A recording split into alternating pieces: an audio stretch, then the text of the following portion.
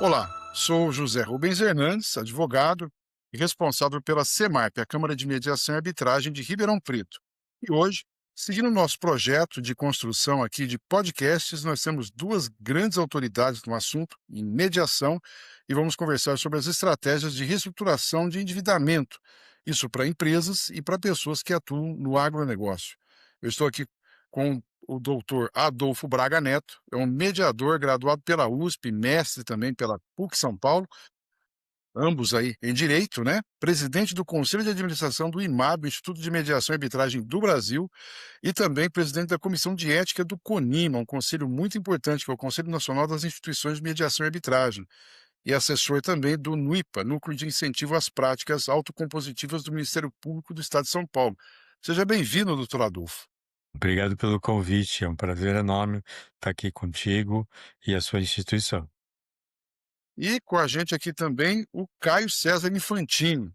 Ele é mediador, formado, certificado pelo Instituto de Certificação e Formação de Mediadores Lusófonos, o ICFML, é capacitado em mediação na recuperação de empresas, que é um tema próprio hoje, e também ele tem ali uma vasta formação. Eu não vou colocar aqui todo o currículo dele, que ele é bem extenso, mas é membro do TASC, que é uma força de mediação e task Force de mediação para empresas especiais de solução concessual de conflitos, de mediação empresarial e de recuperação judicial e falências da OAB São Paulo. Bem-vindo, Caio, por estar conosco aqui.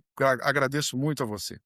Obrigado, Zé Hernandes. Quem agradece sou eu. Uma boa tarde para você, para todos aqueles que nos veem. Boa tarde, boa noite, bom dia, porque a gente não sabe quando as pessoas vão ver, né? É E verdade. para você também, Adolfo, uma satisfação estar contigo aqui. Bom, como eu disse, o tema hoje é conversar um pouco sobre a mediação de uma forma bastante específica. É na reestruturação de dívidas. Quem não tem aí um advogado que trabalha para uma empresa que está passando por dificuldades e pensou em fazer uma RJ, por exemplo. Então, antes de tomar esse passo, dá uma olhadinha nesse conteúdo que nós vamos compartilhar hoje, que pode ser muito interessante você pensar numa mediação antes da RJ, que ela pode ser muito mais ampla, muito mais livre do que lá dentro de um processo de recuperação judicial. E, além disso, a gente vai tratar do tema que está focado aqui no agronegócio, né? Todo mundo é acompanhando a queda que houve na Bolsa de Valores das ações do Banco do Brasil por conta do endividamento das pessoas aí do campo. Então, isso também é para vocês. Quem conhece alguém nessa situação, olha aí, assiste esse conteúdo que vai ser bem interessante. Vamos começar então. Boas-vindas ao público que nos assiste e vamos trazer uma definição bem clara aqui, bem ampla de mediação, para depois passar para os nossos convidados.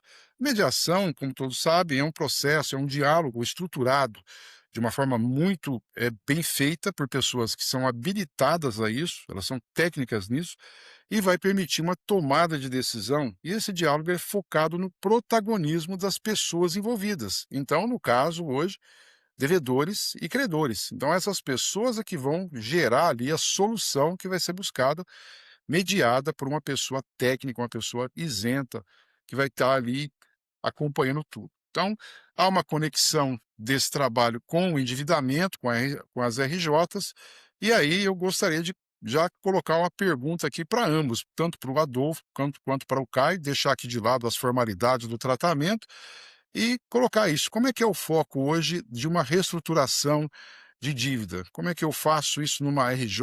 Eu faço isso antes, durante? E até tem o problema que o Caio já tocou nesse assunto comigo nos bastidores, né? Na falência também é possível, né? Depois de decretada a falência. Então, doutor Adolfo, o que que você acha a respeito desse tema de hoje, desse assunto? Antes de mais nada, obrigado pelo convite mais uma vez e obrigado pela pergunta. Eu acho que sou meio suspeito para falar sobre mediação, porque não vejo contraindicação, sobretudo para essa área da insolvência, onde a perspectiva dos negócios já tomou uma outra proporção, né?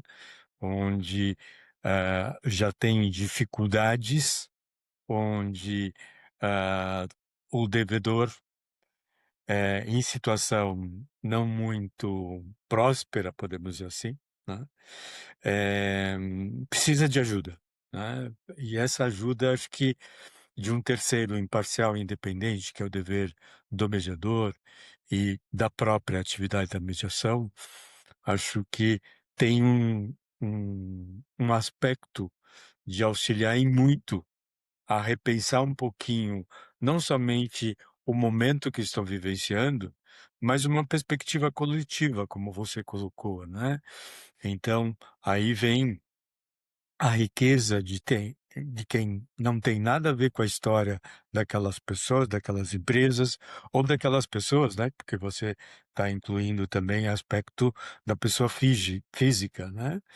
Então, diante de vários credores, ela se vê muitas vezes em pânico diante de impossibilidade, porque, vamos dizer, o bolso é curto. Não sei se é uma palavra mais adequada, mas a ideia da mediação é: vamos conversar, né, vamos tentar pensar em possibilidades e aconteceu o que aconteceu.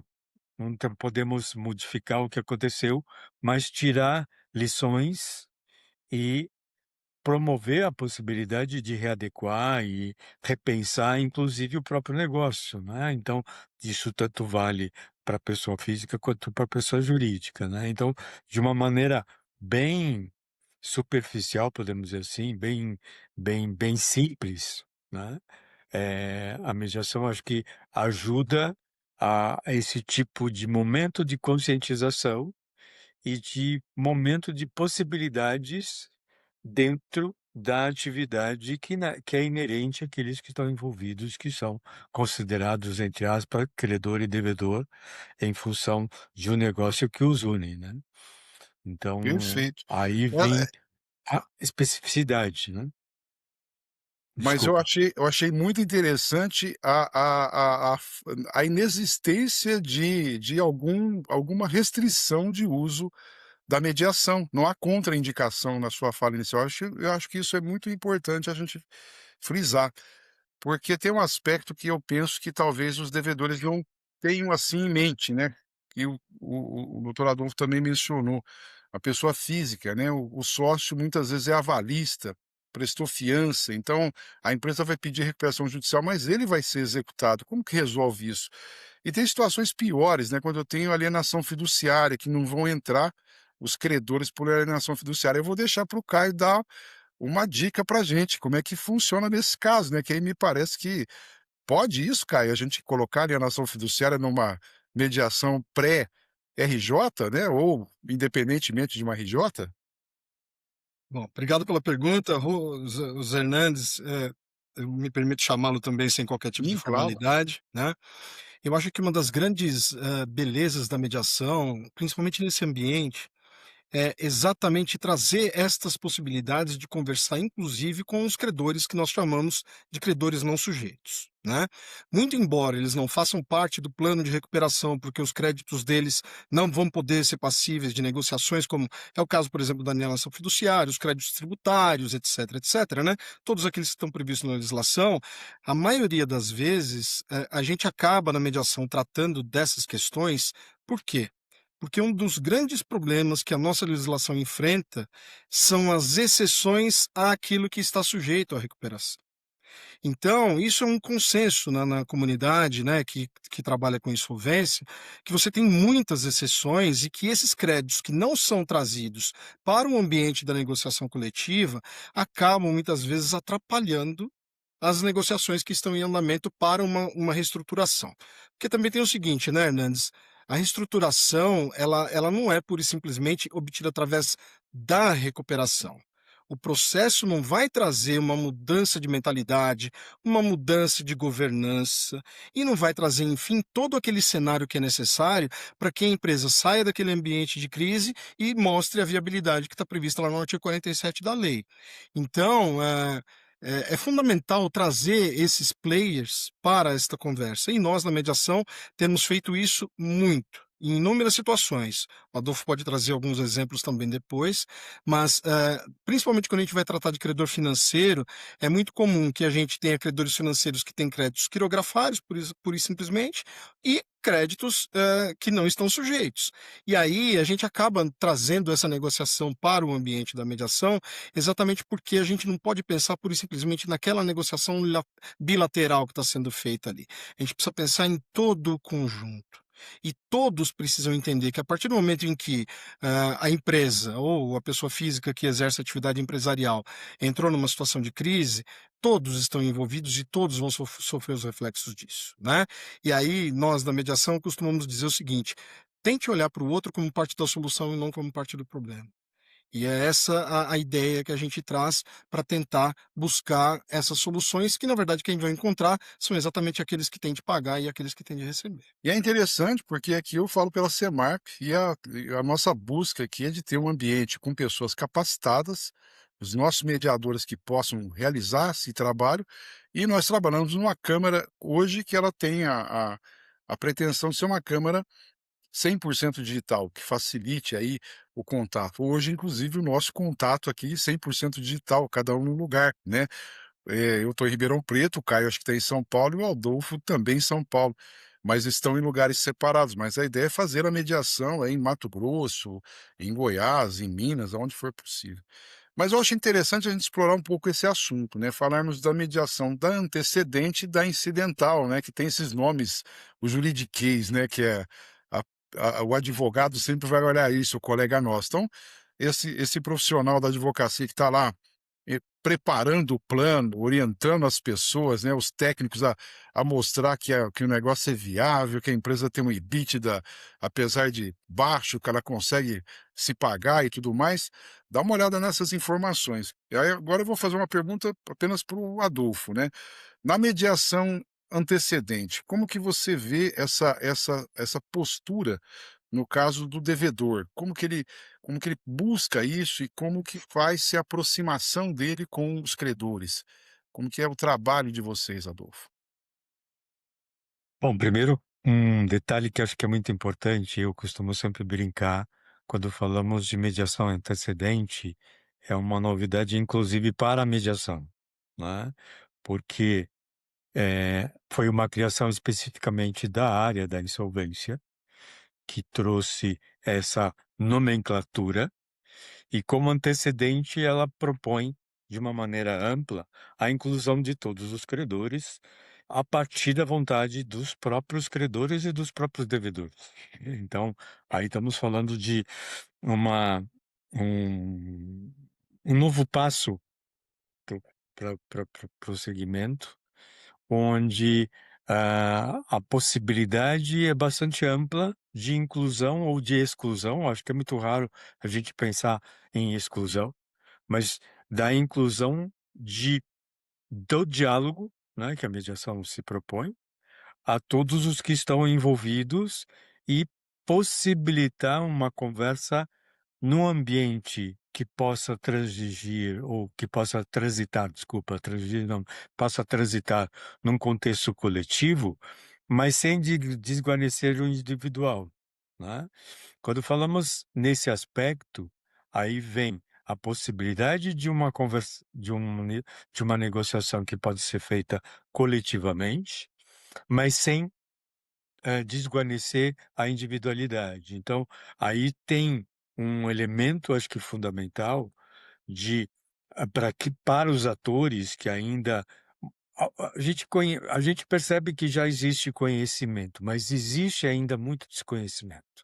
Então, por isso que nós, num determinado momento, trabalhamos também no preparo para isso, né? Que é o que a gente chama da pré-mediação, e acho que você, José Rubens, sabe melhor que eu, porque a sua instituição deve estar desenvolvendo isso, e aí gostaríamos até de conhecer a importância desse preparo, onde a intenção qual que é colocar no mesmo, no mesmo ambiente, né, o devedor com todos os seus credores e com a possibilidade até de escolha dos próprios credores, né?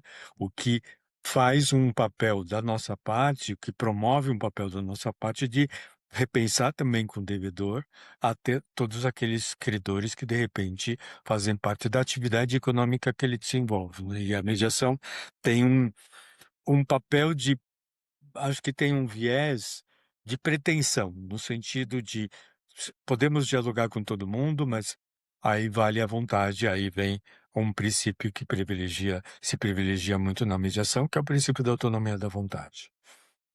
Aí a gente vai trabalhar então ou em grupos, dependendo do cenário, ou até individualmente, né, se tiver um credor ali mais aguerrido ou aquele credor que levou para o lado pessoal, às vezes, né, eu emprestei para ele um valor e confiei e de repente me passou a perna aqui, tá achando que ele vai dar o calote, não é bem isso, então quebrar essas barreiras, né, de confiança até. Perfeito, com Perfeito. certeza. Agora, vamos falar um pouco, Caio, da incidental, que aí pelo que o Adolfo falou, a antecedente ela vai estar muito aberta, posso pegar credores de todas as classes, trabalhar credores individualmente ou em grupo, mas a lá incidental ela não está tão simples assim. Depois que foi pedida, a RJ tem aquele espaço, aquele tempo, né, que o processo fica guardando ali o início dele, o juiz decreta lá como é que chama aquele prazo, Caio? Me fugiu Gostei. o stay, né. Então, como que fica na incidental? Como é que fica essa situação dos credores? Acho que tem aquele princípio da par conditio creditorium, parece que ele guia as ações todas, né. Exatamente. É muito importante a gente deixar claro, Hernandes, que a antecedente ela não vale apenas e tão somente para, preparar uma RJ. Ela pode Perfeito, anteceder também uma recuperação extrajudicial, né. Aliás, nós recomendamos sempre porque a empresa tem uma linha de vida, né. Ela começa, quando os sócios começam a tratar entre eles: "Como é que nós vamos fazer esse contrato social? Qual vai ser o negócio que nós vamos fazer", etc, etc. A gente costuma dizer que a mediação já cabe desde aquele momento, porque ela não vai fazer nada mais, nada menos do que facilitar o diálogo e realçar quais são os interesses e as possibilidades que a gente tem dentro desse cenário, né. Então, se eu posso fazer isso desde o momento do nascimento da empresa, eu posso fazer, inclusive, como você mesmo ressaltou, até depois da falência, né, durante a falência, inclusive. O que ocorre na incidental é que as regras, destinadas à recuperação judicial, elas são um pouco diferentes daquelas que se aplicam à incidental, porque a incidental, ela é uma medida preparatória que vai, ser, eh, iniciada por, iniciativa do devedor, da devedora ou do grupo de devedores, e eles vão dizer: "Olha, nós queremos negociar com esses credores". Na experiência que nós temos, vivido, tem sido muito raro uma empresa devedora trazer todos os seus credores numa negociação antecedente. Ela escolhe aqueles que são mais estratégicos, e aí vai levar em consideração isso que você acabou de pontuar. Qual que é aquele credor que está mais agressivo? Qual que está com o processo numa fase mais adiantada? Qual que tem umas questões pessoais que são sensíveis ali que precisam ser tratadas? Tudo isso numa antecedente a gente consegue tratar. É evidente que a gente consegue tratar também no âmbito da RJ. Mas, na RJ, nós temos de seguir aqueles parâmetros que são previstos pela legislação. Por quê? Porque nós temos os créditos sujeitos ou não sujeitos. Aqueles que não estão sujeitos, nada impede que haja mediação em relação a eles, né, mas eles não vão contribuir exatamente para a elaboração do plano do ponto de vista interno, né. E isso é que é o mais importante durante um período de recuperação judicial.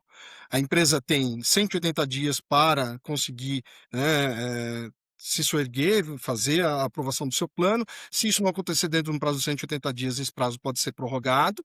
Na antecedente, o prazo é de 60 dias para essa negociação e por exemplo, já trabalhei em casos em que isso foi prorrogado 3 vezes, porque as negociações fluíram e as coisas aconteceram. Mas, segundo o entendimento jurisprudencial, inclusive do próprio Fonaref, esse prazo de 60 dias é improrrogável. Então você perceba que só aí você já tem uma diferença de tempo que não permite que você tenha, mais, tranquilidade para negociar, como acontece no âmbito de uma RJ, tá.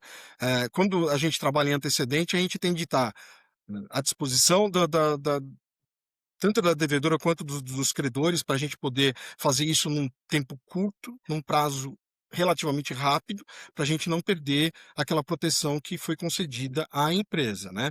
Então existem essas dificuldades. Agora nós, raramente, foram poucas as situações em que nós trabalhamos coletivamente, tá. Nós priorizamos o tratamento individual da questão. Então nós, na verdade, fazemos negociações bilaterais num ambiente plurilateral. Porque a gente não pode esquecer do individual num ambiente coletivo. Cada um tem a sua dor, Hernandes. Cada um tem o seu problema. E não existe uma receita de bolo. Por isso que é fundamental, na minha modesta opinião, que o advogado que trabalha com insolvência e aquele empresário que está enfrentando uma dificuldade que ainda não procurou um advogado, que ele procure eventualmente conversar com um mediador, para que o mediador ajude a fazer um desenho de qual é o melhor caminho para solucionar aquilo. Porque aí nós vamos organizar as conversas, nós vamos fazer isso com um ritmo. Né? E tudo de acordo com aquilo que estrategicamente é importante para a empresa que está devendo. Ah, mas se você está fazendo isso, você não está puxando a brasa para a sardinha da devedora e não dos credores? Não, na verdade não. Na verdade é pensar estrategicamente a bem da mediação e dos resultados que ela pode trazer. Porque se a gente não organiza isso, aí a gente vai fazer como numa negociação intuitiva, né? Em que não existe técnica, em que não existe preparo. As pessoas vão fazendo as coisas porque elas sabem, nasceram fazendo isso, mas acontece que não fazem de uma maneira intuitiva, de uma maneira estruturada, de uma maneira pensada e planejada, para que isso chegue num determinado resultado, num determinado objetivo que elas elegem, né? Então é por isso que eu acho que é fundamental o mediador conversar com advogados, conversar com empresários, conversar com administradores judiciais mesmo, para que possamos juntos entender qual é o melhor cenário para aquele caso e como que a gente vai desenhar esse procedimento que a gente vai trilhar. Agora, pegando um gancho da fala do Adolfo, né, da pré-mediação, que eu acho que é uma prática, a Semarp tem adotado isso, porque a gente percebe que se não houver o espaço da pré-mediação, que é uma abertura, é uma conversa, é um princípio, né? Vamos tomar um café e ver se é possível adotar esse caminho, a inexistência de contraindicação. Mesmo na incidental, eu penso, Caio, a pré-mediação vai ser um item indispensável, não é verdade? Na nossa modesta opinião, eu posso, acredito, falar em nome do Adolfo também, a pré-mediação é fundamental. E ela é fundamental, Hernandes, principalmente pelo seguinte: a gente está vivendo um momento de crise em que o número de recuperações e o número de falências tem aumentado muito, e muitos novos players, advogados, administradores judiciais, têm vindo para este universo. A gente não trabalha só em São Paulo, a gente trabalha em casos no interior e às vezes em lugares muito distantes. Eu costumo dizer, eu nasci em Poços de Caldas, e lá em Poços de Caldas eu trabalhei numa recuperação judicial que, infelizmente, nem o magistrado e nem o administrador judicial do caso em que eu tinha um crédito habilitado, eles tinham o preparo para cuidar daquela questão. Então, quando você não tem esse preparo prévio, você não sabe se as pessoas com quem você vai conversar sabem a respeito do que vamos conversar, é fundamental, porque, em primeiro lugar, as pessoas muitas vezes não sabem como é o procedimento de recuperação de falência. Em segundo, muitas vezes eles nunca ouviram falar de mediação. Porque a mediação, muito embora ela tenha sido instituída em 2015 como um marco legal no país, o Adolfo, por exemplo, já trabalha com mediação desde 1990, primeira metade da década de 90 aqui no Brasil. Só que ela não era positivada, não era uma coisa que tinha um regramento legal. E a gente sabe que aqui no Brasil, se as coisas não estão previstas em lei, é muito difícil que o advogado tenha acesso a elas, né? E eu estou dizendo isso com tranquilidade aqui entre nós, porque eu sou advogado. Né? E eu mesmo vim tomar conhecimento da mediação em 2008, ou seja, já tinha, sei lá, 27 anos de formado. Então, assim, a gente, 27 não, 17 na verdade. Então, a gente precisa entender que a pré-mediação é fundamental para esclarecimento, para a gente alinhar expectativas, para que a gente possa verificar quais são os ânimos. Esse aqui tá mais com o ânimo mais exacerbado, aquele ali não. Enfim, para a gente poder pensar em como que esse desenho vai ser feito. E aí a gente conversa, na maioria das vezes, num primeiro momento, com a empresa ou o grupo de empresas devedoras, e aí depois a gente faz pré-mediações, às vezes coletivas. O Adolfo não é muito digamos, partidário das pré-mediações coletivas, mas a gente tem feito em algumas situações até por uma exigência das próprias câmaras, né, por conta dos custos, etc. Então a gente reúne alguns grupos de credores que têm alguma afinidade, que a gente identifica depois de conversar com quem está envolvido, né, e fazemos essa pré-mediação esclarecendo tudo isso. E eu vou te dizer, para finalizar minha fala, que essas pré-mediações que a gente tem feito coletivas, eu tenho feito e têm sido muito bem-sucedidas. A gente tem um nível de engajamento muito grande. Até porque, né, Hernandes, eu tenho um crédito a receber. Então, se eu não for cuidar desse crédito, quem que vai cuidar para mim? É Vai ser verdade. outro que vai votar para que ele seja pago da maneira como ele quer e não da maneira como eu quero, né? Então, o ideal é participar dessa coisa, porque um dos princípios da mediação é esse, né, Adolfo? É empoderar as partes que estão participando para que elas se assenhorem, né, do seu poder de decisão e elas tomem as decisões por elas próprias. Busca da solução, autonomia total para isso, né. Mas o que é interessante, que eu quero frisar, eu falo pela Semarp nesse ponto, né, a pré-mediação inicial a gente tem por hábito fazer com que ela se realize de uma forma sem custo até. É claro que se você chegar num ambiente, como você já está dizendo, uma pré-mediação coletiva, a mediação já está caminhando, né, a gente já viu, né, a viabilidade do negócio, então já tem um contrato assinado, já os mediadores já estão trabalhando. Mas lá no comecinho, a ideia nossa é quebrar esse tabu. Tem muita gente que fala: "Ah, não vou procurar um mediador", mas por que não? Por que não tentar esse caminho? Porque ele não tem nem custo, é um tempo apenas que vai ser despendido para obter informações para saber se é viável ou não esse procedimento. Então, é para quebrar esse tabu mesmo. Depois, é claro, né, tempo, né, a gente tem que remunerar pelo que é feito, mas no início a pessoa vai ter uma assistência, vai saber se é possível ou não e vai saber a metodologia que pode ser usada. E aí eu vou colocar uma pergunta em complemento para o Adolfo, né, com a hora que o Caio falou, né, a gente faz a mediação coletiva e as bilaterais. Mas a minha pergunta é assim, mas tem os critérios, né, Adolfo? Eu não posso fazer mediação com cada credor de um jeito, né, senão eu vou gerar uma torre de Babel entre os credores, depois eles conversam nos bastidores, falam: "Como é que você fechou lá com ele?". "Ah, eu dei um desconto de tanto", ou eu me saí melhor, eu dei um desconto menor, né. Então como que é isso? Como é que estrutura esse negócio? Como é que você faz, como é que nascem esses critérios? Acho que aí eu vou estar repetindo uma coisa que você sabe melhor que eu, né, porque como você é à frente de uma instituição, sabe que aqui no Brasil ainda por mais que tenhamos uma lei própria, tenhamos uma previsão legal da mediação no contexto da insolvência, ainda, como bem colocou o Caio, existem pessoas que desconhecem as vantagens ou o que a mediação pode propor e pode ajudar, né, acho que a palavra é mais adequada, né. Aí a importância deste preparo, onde você tem a informação do que consiste o processo, do que consiste a possibilidade de retomada de um diálogo. Acho que não é bem uma retomada de um diálogo, é de propor um diálogo diferente que a mediação se propõe, né, e tenha a perspectiva clara do que está envolvendo aquela possibilidade, né. Então, aí estamos falando de quê? De um de um momento que é único, né, acho que, não sou contra a coletividade, como colocou o Caio, eu só acho que talvez é um pouco improducente, mas ele está falando que está sendo producente, excelente, né? Mas a importância de cada situação e cada relacionamento é bem único. E aí vem um universo que é importante a gente chamar a atenção de vocês e do teu público, é que quando falamos do desenvolvimento da mediação com a empresa X ou com a empresa Y, vai ser aquela mediação nos moldes daquela X com seus credores e daquela Y com seus credores.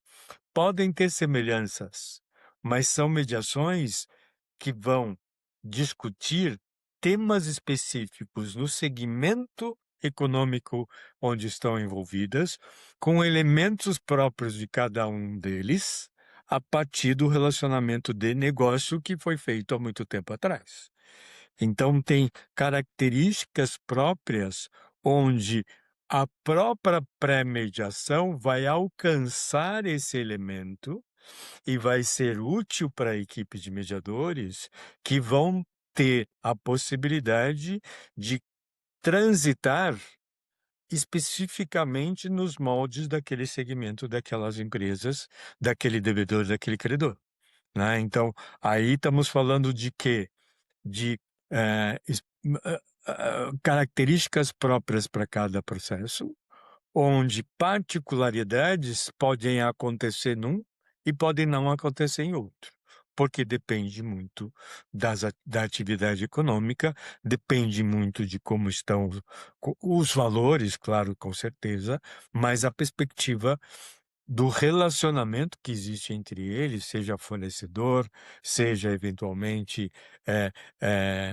um mero, fornecedor, hã, casual, enfim, os vários segmentos, né, que envolvem uma atividade econômica que varia, a cada segmento que nós vivenciamos, seja industrial, seja comercial, seja no agronegócios, como você bem lembrou aqui para nós.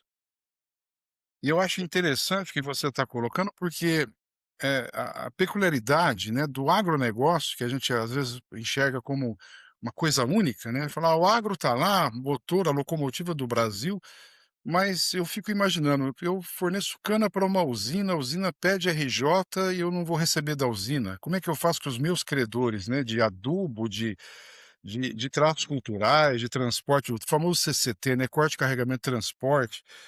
E como que você vê, Caio, na a questão do agro nessa história? Porque eu percebo a pessoa do agro ela tem um certo receio, né, de se expor. Ela trabalha ali no canto dela, produzindo de sol a sol, é uma atividade difícil e tudo mais, depende do tempo, clima, uma série de fatores. De repente, você está vendo essas pessoas aparecerem com essas crises que não se ouvia tanto. Como que você enxerga esse ambiente dessas pessoas? O que que você recomenda para quem está passando por essas crises? Eu sou devedor, por exemplo, do Banco do Brasil, peguei dinheiro emprestado para a safra e não consegui apurar um valor adequado para pagar o banco, né. Como é que eu vou rodar a próxima safra? O que que você me recomenda, Caio? O grande balanço que a gente precisa encontrar nessa situação, Hernandes, é que nós sempre recomendamos que você busque uma negociação antes da bomba estourar, vamos dizer assim, né? O problema é que isso não é uma exclusividade do agro, né? Isso é uma coisa que acontece no meio empresarial de um modo geral. Os empresários, como eu disse, eles têm aquela tendência de negociar de uma maneira intuitiva. Muitas vezes eles não têm uma documentação contábil adequada. E a documentação contábil, como a gente sabe, ela não serve pura e simplesmente para que o empresário tenha o controle do seu negócio e aquele que vai negociar com ele também tenha acesso a essa movimentação para saber, eu estou negociando com um cara que é sólido, com uma empresa que tem uma liquidez, né, que enfim pode entregar aquilo que eu estou negociando com eles. E quando a gente vai falar do mundo da agroindústria, do agronegócio, a gente sabe que nós temos algumas realidades que são diferentes. Em primeiro lugar, nós temos as grandes indústrias, digamos assim, do agronegócio. A maior recuperação judicial que nós tivemos no país até hoje, salvo o melhor juízo, depois da Oi e depois da Americanas, foi de um caso de agronegócio no Mato Grosso. Não me recordo agora qual foi o caso, mas eu sei que é um caso emblemático que, assim, eram milhões e centenas de milhões de reais, né, envolvidos naquela questão. Esse sujeito, ele é diferente daquele que tem a sua lavoura, que, digamos, tem lá seus 100.000 pés de café, que planta o seu café, que compra os seus insumos na cooperativa, que se vale de uma mão de obra, às vezes, avulsa para poder participar da colheita, para poder participar da poda, né? Que tem a conta no armazém da cidade para poder comprar uma ferramenta, alguma coisa do gênero. E este, eu acho que é o grande drama que a pessoa principalmente do agronegócio familiar, enfrenta, Hernandes, que é a importância das relações daquelas pessoas com quem ele negocia. São relações muitas vezes muito próximas, quase que de família, pessoas que eu conheço desde a minha infância, né? E no momento em que eu começo a passar por essa crise, evidentemente ele vai ser afetado. E tem essa outra vertente que você diz também, como por exemplo de quem produz soja. né, um grande produtor de soja que exporta muito, de repente houve uma quebra da safra, nós tivemos um problema de chuva, sabe-se lá o quê, ou então a China resolveu parar de importar soja do Brasil.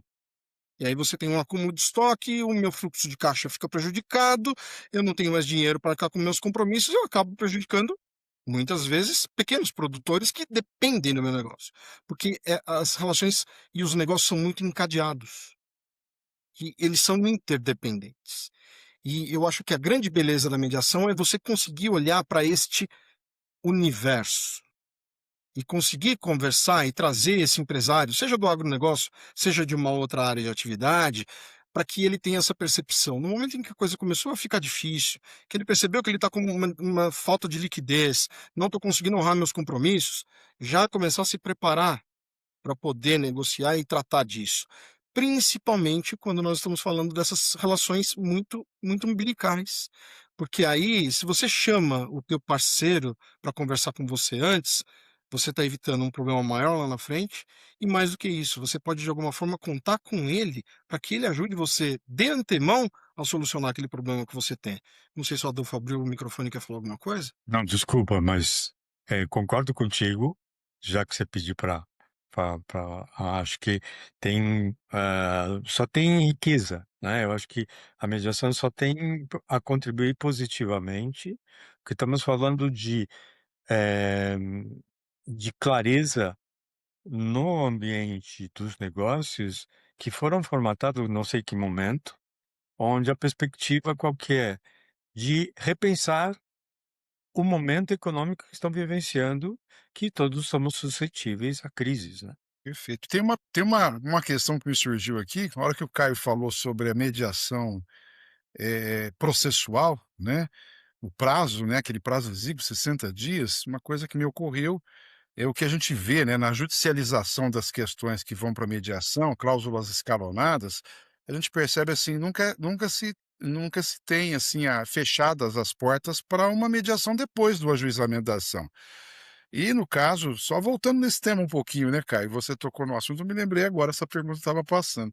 Venceu o prazo, 60 dias na mediação judicial, lá na RJ, mas depois, se as pessoas chegaram num acordo dias depois, não se fecha o acordo porque passou o prazo, é fatal? O grande problema de você deixar escoar o prazo é que os seus credores vão voltar a correr atrás de você para discutir seu patrimônio, né. Os casos em que eu tenho trabalhado, Hernandes, eu te falo com muita segurança. Primeiro, eh, há casos em que os juízes não prorrogam, mas se a gente começou a negociar, a negociação continua. E na maioria das vezes, os credores levantam uma bandeira branca. Aqueles que estão em negociação, pelo menos. Porque eles vão ter acesso aos dados da empresa, à contabilidade da empresa, ao DRE, ao balanço patrimonial, etc, etc. E aí eles vão olhar e vão falar: bom, isso aqui é uma empresa que é viável. Ele já é meu cliente, já tomou dinheiro de mim e eu posso eventualmente recuperar isso lá na frente, né? Eu tive um caso no Rio de Janeiro em que o prazo foi estendido 3 vezes. Então aquele prazo que era de 60 virou 240. E os credores, assim, alucinados, brigando com o magistrado, Não pode, isso é ilegal, não sei o quê, não sei o que lá". O magistrado mantinha e fundamentava. As negociações estão transcorrendo, todos os credores estão conversando. Então não vejo razão para ser tão legalista e aplicar o prazo dos 60 dias, e prorrogava. Houve um outro caso que eu trabalhei aqui em São Paulo recentemente, em que o juiz não prorrogou o prazo. Mas as negociações foram tão efetivas durante um prazo de 85 dias, veja, 85 dias, com 11 credores financeiros e uma dívida de aproximadamente R$ 40 milhões.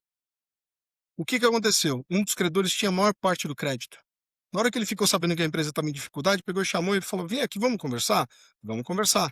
Todos os credores sentaram para conversar. Conversaram. Este banco, que era um credor muito significativo, acabou injetando dinheiro na empresa e a empresa fez acordos com todos os outros, liquidou todas as dívidas que ela tinha e ficou devendo para um banco só. Olha só.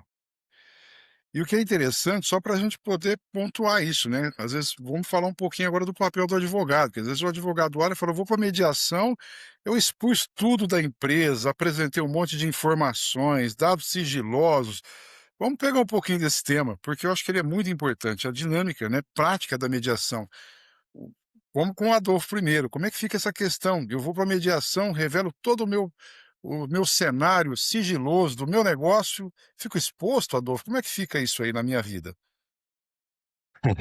Aí, vamos lá.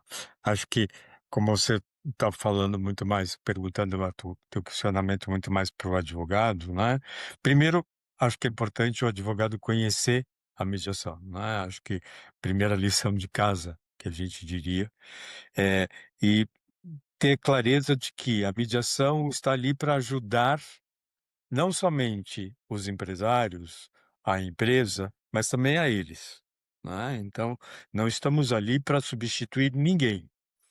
E no contexto da recuperação, dependendo de que contexto está, judicial ou extrajudicial, né, não confundir com outros participantes, eventualmente, de recuperação. Então, por exemplo, o cuidado de não se confundir o mediador de repente, com com com eventualmente, com uma pessoa que esteja, envolvido, na recuperação, né, porque estamos falando de um terceiro imparcial e independente, como nós falamos anteriormente, para perspectivar o alinhamento da possibilidade de futuro. E, aliás, um elemento fundamental que a mediação traz como mudança de paradigma muito grande, é ela traz como referência o que aconteceu, mas a proposta é daqui para frente.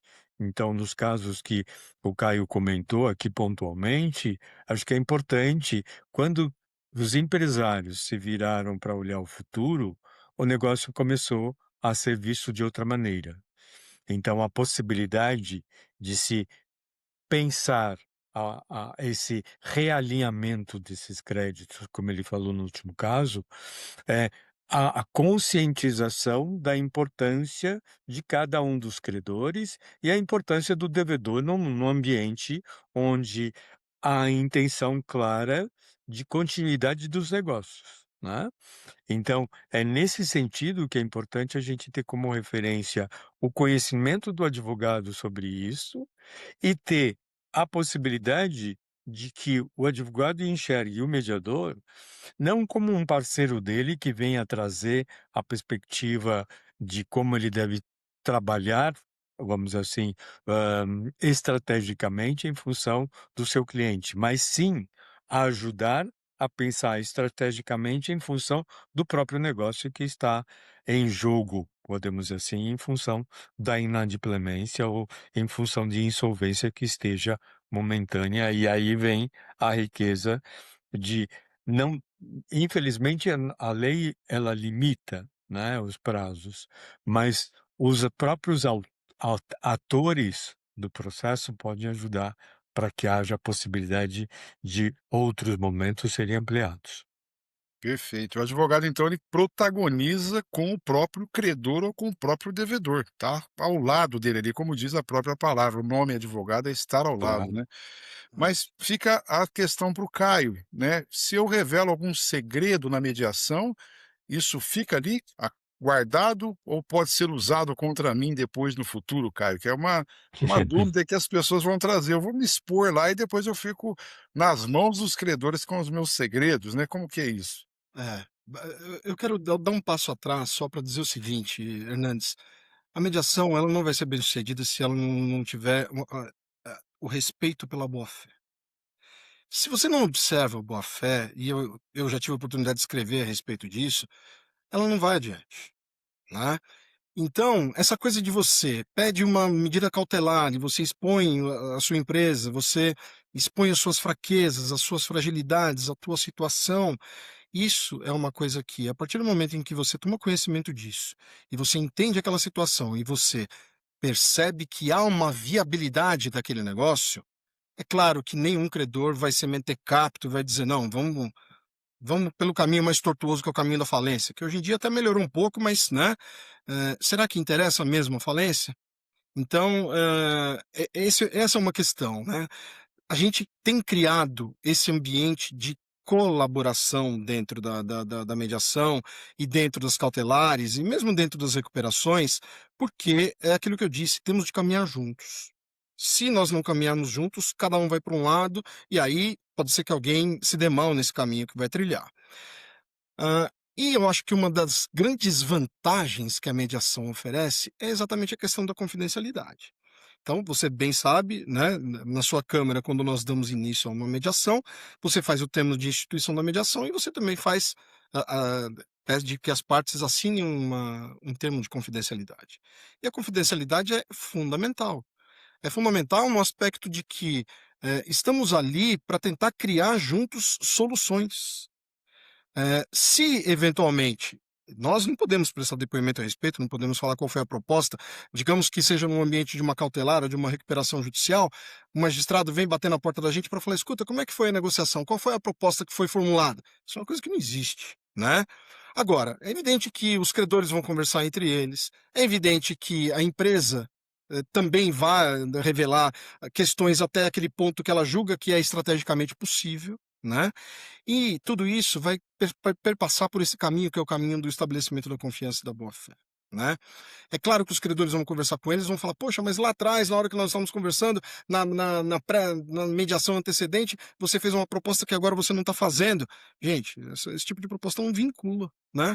E você levar ao conhecimento do outro aquilo que vocês conversaram entre vocês, não tem o menor problema. A grande questão é que e aí eu preciso trazer essa informação. Quando a gente está tratando de recuperação extrajudicial, ou quando a gente está tratando de uma cautelar antecedente, tem sido muito usual, e porque a legislação permite, que você crie credores de classes, dentro de uma mesma classe, mas com tratamentos que não são exatamente iguais. Isso é uma maneira de você contornar a par condis creditório, que é o tratamento idêntico a todos os credores? Não, porque aquele credor vai merecer um tratamento diferenciado pelo fato de que ele é considerado um credor parceiro que está ajudando a empresa na reestruturação dela, né? Então, se você chega a este ponto e você consegue negociar isso tudo, seja no momento prévio, seja durante uma recuperação ou durante uma cautelar, é evidente que nada vai acontecer se não houver a confiança. Se não houver esta. Aliás, a confiança tem de existir também no mediador, né? Porque o mediador pressupõe-se que ele seja escolhido e que ele tenha a confiança das partes. Muitas vezes nós somos indicados, e aí a gente acaba adquirindo essa confiança ao longo do caminho.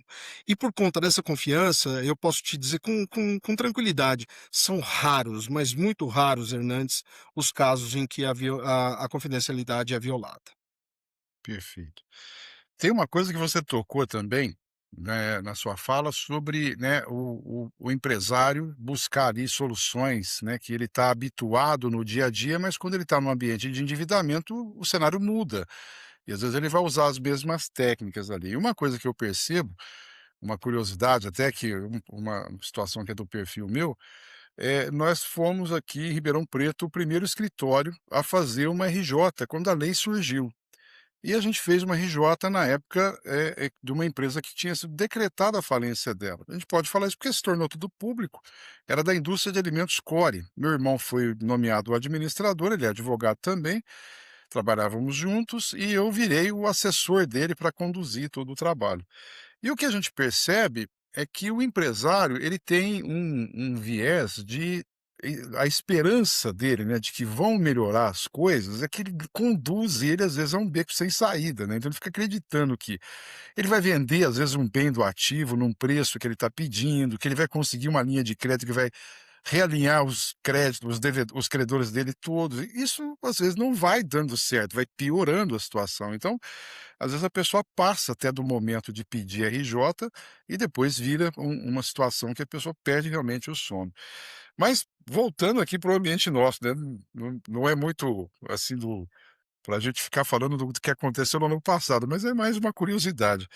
Agora o que a gente percebe, né, para os profissionais da advocacia, né, vamos já começar a encaminhar aqui para a nossa finalização. A conversa ela está muito boa, né, de altíssimo nível, e se deixar, a gente fica aqui mais um tempão conversando, né? Um prazer muito grande estar com vocês. Mas o que que a gente pode fazer para quem está endividado, então? Se eu estou olhando esse lado, eu tenho esperança de que vai melhorar. Na sua experiência, Adolfo, o que você recomenda para uma pessoa que está né, tendo ali um endividamento já alto e vendo a situação do seu patrimônio, porque tem um aspecto também que eu percebi quando eu trabalhei na área de RJ, né, o devedor ele vai cedendo e vai dando mais e mais garantias, né, aquele credor que não tinha que tinha apenas um aval, de repente ele na boca ali da RJ ele tem uma alienação fiduciária em garantia, ele não entra mais na RJ, né, então vira um problema. O que que você recomenda, Adolfo, além dessa situação, olha, dá uma revisada na sua esperança, será que isso é efetivo mesmo, é real que você está sonhando? O que que você comenta? Acho acho que sou suspeito para dizer, né, Zé Rubens, porque penso que a mediação é uma resposta mais do que adequada, né. Por que adequada?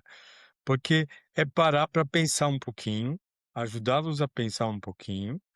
Então, o primeiro, claro, com certeza, aí a importância da pré-mediação, né, como nós estávamos falando, e sobretudo a importância também disso ser desenvolvido dentro de uma câmara, né, que com estrutura para isso, onde possa, esclarecer aspectos importantes da mediação, que quer queira, quer não, e neste momento vai ser trazido elementos do caso concreto em si, né, por parte do empresário, seja ele pessoa física, seja ele pessoa jurídica.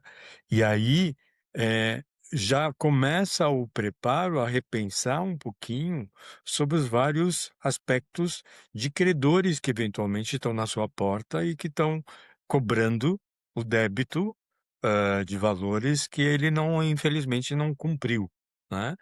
Então, aí tem um parâmetro que acho que ajuda a pensar, como bem colocou o Caio, que é no sentido de pensar o contexto, aí eu venho vamos pensar o global, né, para eventualmente determinar que parâmetros com quem ele vai poder ou que ele queira dialogar, né, e ou com quem ele eventualmente não queira que sejam aos espinhos que ele tenha que enfrentar, e acho que a mediação ajuda a esse esclarecimento e essa racionalidade. E a oportunidade, né, então aí vem a importância de que, infelizmente, num Brasil onde a prevenção ainda é pouco utilizada, se nós tomarmos a mediação como prevenção, inclusive da própria mediação antecedente, onde o empresário preocupado com a situação econômica está vendo que está descumprindo, coisa que ele não descumpria anteriormente, a mediação e o profissional podem ajudar muito nessa perspectiva. Então, sou suspeito, porque a mediação acho que pode ser útil no momento, prévio, como num momento de de de de alta inadimplência, como no momento onde a crise está instalada, por isso acho que a riqueza de nós pensarmos no contexto da recuperação, se fala mediação antecedente, como se fala da mediação no contexto extrajudicial, na recuperação extrajudicial, como na judicial, e nós defendemos também a possibilidade de inclusão da mediação no contexto da falência, né, que pouco praticada ainda, mas queremos, temos a certeza que isto é não gosto muito de utilizar remédio, mas, acho que não é a palavra adequada, mas um recurso muito adequado para colocar a possibilidade de pensar na perspectiva, porque de repente podemos estar diante de um empresário que não quer mais saber do negócio, isso é outra coisa, né. Então vamos fechar a porta, como vamos fechar a porta sem a possibilidade de não prejudicar a quem já prejudicou. Enfim, pensando alto aqui. Perfeito. E sem contraindicação, né, esse é o detalhe que eu acho mais importante, né. E Caio, o que você pode nos recomendar para os profissionais da advocacia que estão vivendo aí esse cenário de clientes que estão buscando, né, medidas contra bancos, revisões de passivos, ações revisionais contra bancos ou mesmo pensando em RJ. O que você recomenda para esses profissionais da advocacia? Olha, Eu como advogado, eu tenho trabalhado muito pouco com contencioso hoje em dia, mas como mediador, eu tenho trabalhado em casos de superendividamento e inúmeras outras questões que envolvam, problemas coletivos, né. Eu acho que assim, precisa ter uma interlocução maior entre os mediadores e os advogados. Eu acho que precisa ter uma interlocução maior entre os mediadores e os magistrados. A partir do momento em que nós tivermos, porque infelizmente, Hernandes, aqui no Brasil a gente, tem digamos um hábito, que é de mudar o hábito a partir de uma legislação que vem e impõe a mudança desse hábito. Vocês se lembram muito bem da legislação que proibiu, o cigarro dentro de ambientes fechados, aqui obrigou a usar cinto de segurança, aqui obrigou a usar capacete, né. As pessoas só mudaram o seu comportamento depois que houve uma legislação. A gente está tentando fazer com que as pessoas mudem o seu comportamento através de uma mudança de cultura. A nossa proposta é essa. E essa proposta, eu acho que ela passa necessariamente por uma introdução da mediação como uma disciplina obrigatória nas faculdades de direito. Eu particularmente acho que isso é uma coisa que deveria viver desde o ensino primário, ou na pior das hipóteses, do ensino médio, né? Porque isso é uma questão de cidadania. Nós temos uma função pública. E eu, Adolfo, a gente vive trabalhando em termos de política pública em favor da mediação. Então, eu acho que, a OAB tem avançado muito em relação a isso, fazendo congressos conjuntos, promovendo, eventos em que os mediadores estão presentes. Em todos os últimos eventos em que eu participei de recuperação de empresas ou de insolvência, havia um painel dedicado à mediação, no mínimo um, quando não mais de 2, né. E eu acho que isso é o primeiro caminho. O Tribunal de Justiça, por exemplo, ele incentiva bastante a utilização da mediação, até porque ela está prevista, não exatamente a mediação, mas a conciliação, né, como um requisito prévio para os casos de superendividamento. Então, o tribunal tem capacitado as pessoas para trabalharem nesse ambiente, criou um departamento próprio para isso, mas eu, particularmente, em função da natureza contratual da mediação, e o Adolfo, eu tenho certeza que concorda comigo, nós preconizamos que ela seja utilizada fora do judiciário. No momento em que os advogados descobrirem que a mediação é uma ferramenta interessantíssima para aumentar os resultados, ou melhor, aumentar os lucros deles, digamos assim, porque os resultados serão mais efetivos e eles virão num tempo muito menor do que aquele do judiciário e com mais previsibilidade, pelo fato de que você tem o controle do que vai acontecer e não o juiz na hora que ele vai proferir a sentença.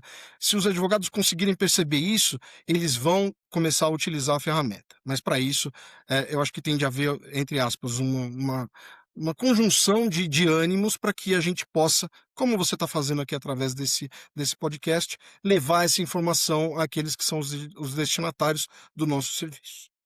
Perfeito. Eu acho que talvez uma palavra resuma isso, né, nós temos que investir em capacitação. Lá nos bancos acadêmicos, a minha formação, eu creio que eu sou o mais sênior aqui dos 3, né, mas a experiência de mediação, vocês têm uma experiência riquíssima, que a minha é 0, mas eu fui formado para litígio, né, para processo judicial. E isso a gente percebe hoje que não é muito bom esse tipo de formação. Ele resolve em boa parte, mas o judiciário hoje passa por uma situação de crise permanente. A gente percebe aí que ele não tem estrutura para acolher todas as demandas, resolver todos os problemas, ele não é a panaceia. E a gente está vendo, né, cada vez mais o sistema multiportas, né, sendo comentado, e a mediação está colocando aí um brilho sobre ela, muito bom até. Mas eu vou fazer uma colocação até sobre capacitação, depois o Adolfo, né, se puder nos compartilhar o material, né, sobre a capacitação que vai ter, acho que no início do ano que vem, a gente divulga aqui pela Semarp. Eu gostaria também de convidá-lo, Adolfo, para participar da nossa câmara oficialmente agora aqui, convidá-lo para ser nosso membro também. O Caio que o trouxe aqui para esse encontro de hoje, muito rico, muito bom, altíssimo nível. O Caio, uma situação que eu comentei com ele, né, nós temos uma origem, um ponto comum, que é uma cidade, né, divina e serena, né, que alegre é a praça, ela se chama Caconde, né, minha mãe é de lá, e a família do Caio também é de lá, uma feliz alegria de encontrá-lo na caminhada aí dessa forma. Mas, fica o convite então, o Caio já está conosco, queremos trabalhar muito nesse âmbito de mediação pré-processual e processual também. e vou fazer uma afirmação e deixar vocês, nos seus comentários finais aí. Eu coloquei aqui da minha forma de leitura das nossas da nossa conversa de hoje, assim: a mediação ela permite uma boa dose de realismo para as partes envolvidas e principalmente para o devedor. E ele pode perceber ali o melhor momento para ele realizar a mediação, mas que nunca vai ser tarde para dar o primeiro passo. E ela vai ser vista sempre como um dos melhores meios de solução de conflitos e de reestruturação de passivos. Então a Semarp ela vai trabalhar com esse foco e também na capacitação das pessoas, sejam os nossos colegas advogados para dar abertura para eles e também a Câmara oferecer um serviço de estrutura de trabalho para os nossos mediadores que precisam disso para poder desenvolver um trabalho de excelência. Então, convido você, Adolfo, para fazer suas considerações finais. Nosso tempo já está aqui meio que estourando, mas fique à vontade. Obrigado, José Rubens, mais uma vez pelo convite, pela honra. Obrigado pelo convite para integrar a lista de mediadores. Já com certeza aceito.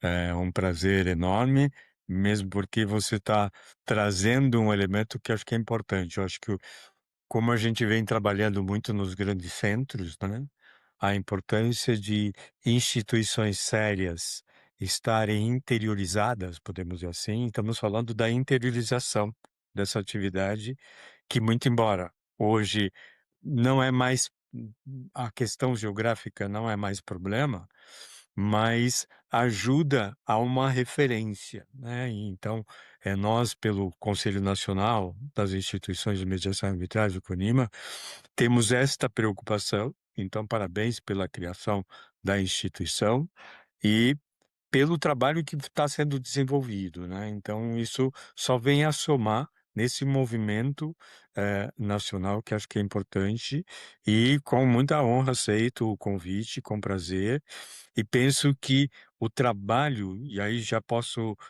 finalizar minha fala, acho que como muito embora tenhamos uma legislação própria, né? Ainda tomamos como referência, eventualmente, o encontro com advogados que ainda estão acostumados ao processo judicial, né? Então, é nesse sentido que acho que é importante a riqueza de instituições como essa, que promovem essa possibilidade e vão promover a, a perspectiva de desenvolver um processo específico para aquela empresa, para aquele endividado, para aquela pessoa física, eventualmente, que esteja endividada, que tenha alguma atividade ou não, enfim, mas que possa colaborar e com aspectos muito próprios que só a mediação é única para desenvolver e nesse modo, nesse sentido, penso que a mediação é uma atividade única.